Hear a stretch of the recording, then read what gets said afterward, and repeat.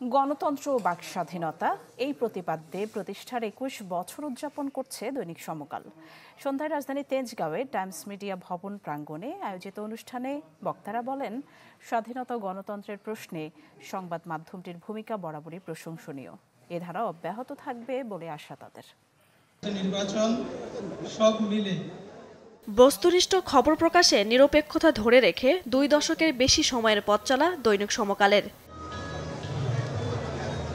২১ বছরের মাইল ফলক উদযাপনের তারিখ বদলালেও সাধারণের ভালোবাসার রং বদলায়নি এতটুকু। প্রতিষ্ঠা বার্ষিকীর অনুষ্ঠানে রাজধানীর তেজগাঁওয়ে টাইমস মিডিয়া ভবনে স্বতঃস্ফূর্ত উপস্থিত ছিল বিশিষ্টজনদের। গণতন্ত্রের জন্য, মানুষের অধিকারের জন্য, স্বাধীনতার জন্য সমকাল অতীতে কথা বলেছে, সবচেয়ে দুঃসময়েও কথা বলার চেষ্টা করেছে। এমন একটি পত্রিকা যেটি আমি বিশ্বাস করি অল্প সময়ের ভিতরে পাঠকের কাছে তাদের যে আবেদন সেটা প্রতিষ্ঠা করতে পেরেছে। আমাদের মিডিয়া জগতে তো এখন কম্পিটিশনের চেয়ে বেশি সমস্যা হচ্ছে কোয়ালিটি, গুণগত দিক থেকে হচ্ছে সমস্যা। আমি মনে করি সেই দিক থেকে গুণগত মানের দিক থেকে সেই সমকাল সেই গ্রহণযোগ্যতাটা পেয়েছে জনগণের মধ্যে। একটা দেশের গণতন্ত্রের জন্য গণমাধ্যমের অনেক বড় ভূমিকা রয়েছে।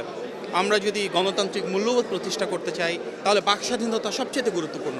বাংলাদেশের সাংবাদিকতার ইতিহাসে সমকাল খুবই গুরুত্বপূর্ণ একটি স্থান দখল করে আছে।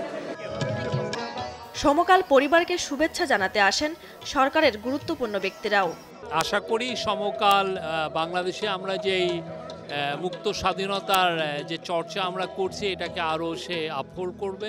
বেলাতে কাজ করতাম এবং এখন যখন আমি সরকারের এই অবস্থানে আছি, উভয় সময়ে আমি দেখেছি পরিবেশের প্রতি সংবেদনশীলতা রেখেই সমকাল কাজ করে।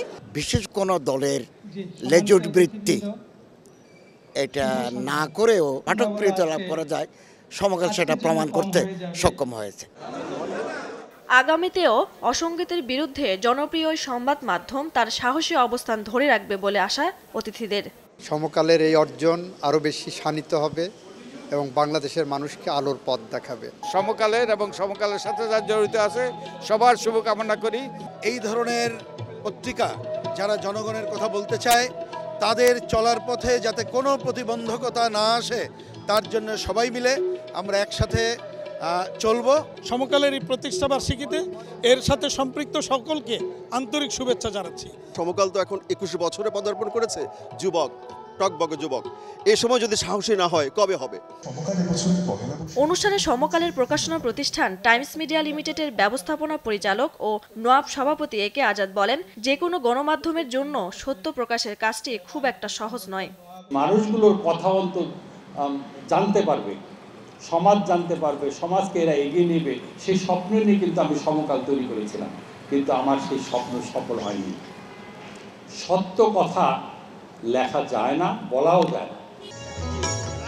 খবরের আড়ালে লুকিয়ে থাকা তথ্য তুলে আনাই সমকালের শক্তি বলে মন্তব্য আমন্ত্রিতদের। তানজিল আফসানা, চ্যানেল 24, ঢাকা।